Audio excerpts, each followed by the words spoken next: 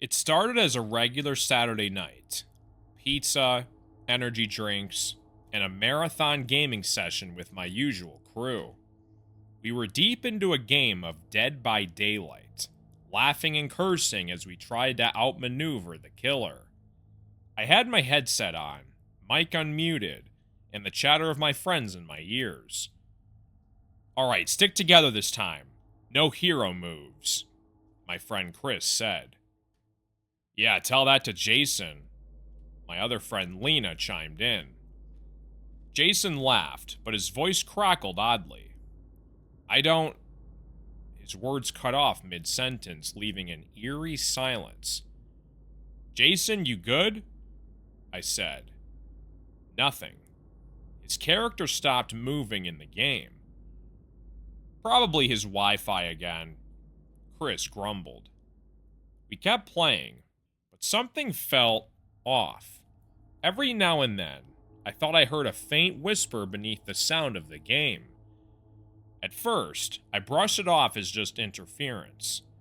But then it got louder, like a voice trying to speak through the static.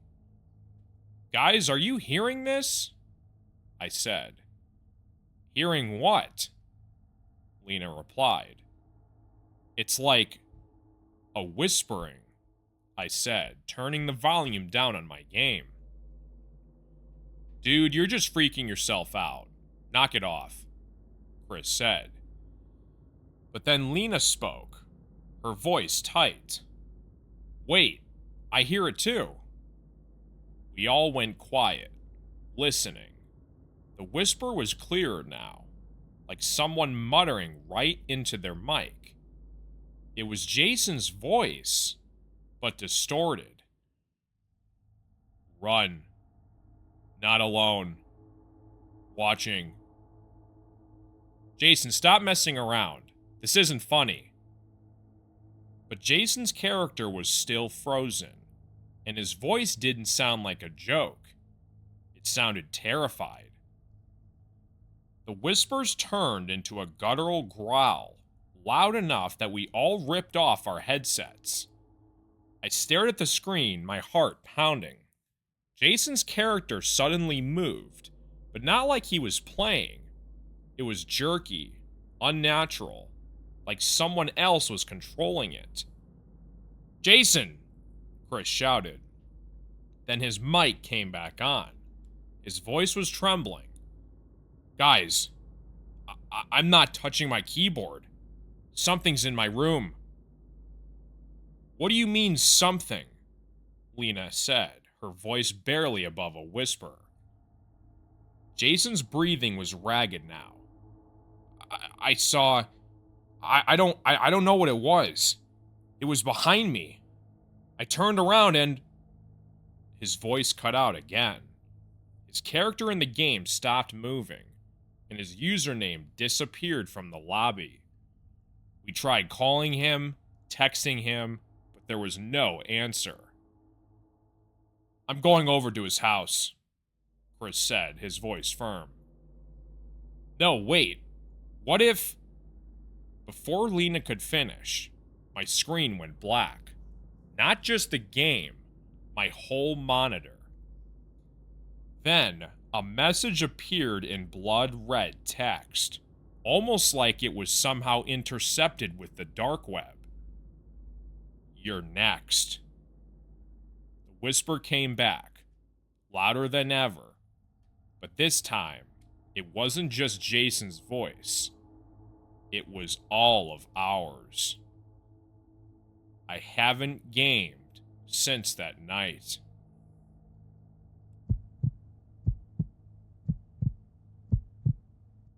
It was one of those lazy Friday nights, where the only plan was to hop into a game called Phasmophobia with my friends. There was 4 of us: myself, Alex, Danny, and Matt. We always kept it private, just the 4 of us. We loaded into a match, joking about who could scream first. "It's definitely Danny," Matt teased. "You can't even handle the ghost footsteps." "Shut up," Danny shot back, laughing nervously. We were setting up equipment in the haunted house when a voice crackled over the Discord call. Is this everyone? It wasn't any of us. Who the hell was that? Alex asked. Danny, was that you? I said. Nope. Matt chimed in. Guys, the call is locked. No one else can join unless we send an invite. Maybe it's just a glitch? Alex suggested, but even he didn't sound convinced. We checked the player list in the game. Just the 4 of us. We checked Discord. The same. No extra names. No one lurking in the chat. But as soon as we went back to the game, the voice came again. Louder this time. Why are you ignoring me? It was deep and guttural, like someone speaking through a broken microphone. Alright, knock it off. Who's messing with us? Not me. This isn't funny. Guys, Alex said, his voice trembling. I just got a DM on Discord. From no one. There's no username. Just a blank message. What does it say? Matt said. It says, I'm in your house. That was enough for me. I alt-tabbed out of the game and went to check my own Discord. As soon as I did, my screen glitched. Static lines ran across my monitor, and a distorted face flashed for a split second. Did anyone just see that? I shouted. See what? Danny said. The voice came back, but this time, it wasn't through Discord. It sounded like it was coming from my headphones directly. Why don't you check the closet? My stomach dropped. What the hell is going on? Matt yelled. I ripped off my headphones and turned around, staring at the closet in my room. It was closed, like always, but now I can't shake the feeling that something or someone was inside. The voice came back on again, this time from the speakers. Go ahead. Open it. I didn't move. I couldn't. Guys, Danny said. I think someone's outside my window. What? Alex and Matt both said at the same time. We heard a loud crash on Danny's end, and then the Discord call disconnected. Danny! No response. Then, one by one, the rest of the call dropped. First Matt, then Alex. The only thing left was silence and that horrible, distorted voice. You're all alone now. My screen went black. When it came back on, the game was gone. Instead, there was a single message on my desktop. See you soon. I haven't played that game or logged into Discord ever since that horrible night.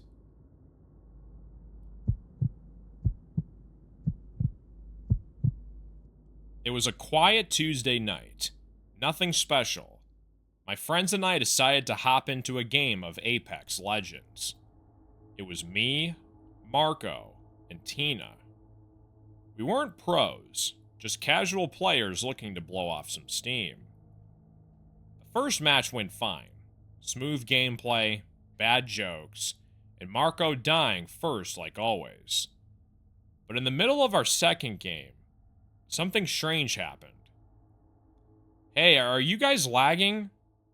Marco asked over the Discord call. Not me. Your Wi-Fi must suck, man, Tina said. No, it's not my Wi-Fi. It's like my character's moving on its own, Marco said.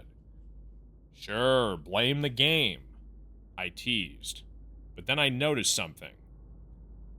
Marco's character was moving stiffly in straight lines, like it was AI. It wasn't looting, wasn't aiming, just walking. Marco, quit screwing around, man. I'm not doing anything, I swear. Suddenly, Marco's voice dropped out completely, replaced by a faint static. His character stopped moving, frozen mid-step. Marco? I said, but there was no response. Then, out of nowhere, his character on the screen whipped around and stared directly at mine. Whoa, that's creepy. How did you do that? Tina said. I didn't. My hands aren't even on the keyboard. Marco's voice came back. The static in my headset grew louder, and then I heard a voice. It was faint, almost a whisper, but it wasn't Marco or Tina. You shouldn't be here. What the hell was that? What was what? Tina said. You don't hear that? No, but look at the kill feed, Tina said. Her voice was shaking now. I glanced over at the corner of the screen. A name appeared over and over, killing every player in the match. The name was just a single word. Void. That's not possible. There's no one in this game with that name. I checked the player list. She was right. There were only 3 of us in the match. Then Marco's character started moving again, but it wasn't Marco. Guys, it's in my room. What's in your room? Tina said. The thing. The voice. His character stopped suddenly, and the screen went black. Marco disconnected from the call. Marco! I yelled, but the call dropped. Before I could say anything, Tina screamed. Someone's in my game! Someone's in my game! Her voice cut out, and her character disappeared from the match. Now I was alone, standing in the middle of an empty map. My hands were trembling, but I couldn't stop playing. I had to see this one through. The static in my headset returned, louder than before, and the voice spoke again. It's your turn. My game froze, and the screen went black. When it came back on, I wasn't in my room anymore. My character stood in a dark, featureless space. In the distance, a figure stared at me, unmoving. I alt-tabbed to close the game, but nothing worked. The figure grew closer, pixelated at first, but his face was wrong, twisted, too detailed for this game. Then the voice whispered one last time. See you soon. My computer shut off, and Marco and Tina never answered my calls after that night.